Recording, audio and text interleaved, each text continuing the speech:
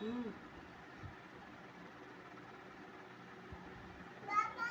হুম।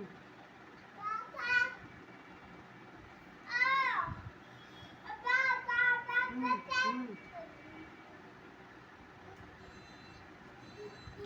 হুম।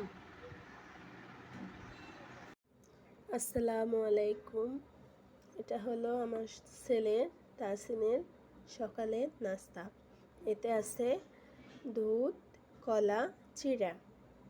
তাতে ওর পেটটাও ভরবে আর শান্তি পাবে খেয়ে।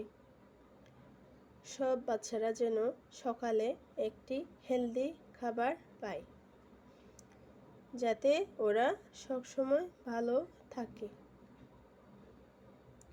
বাই বাই, আল্লাহ হাফিজ।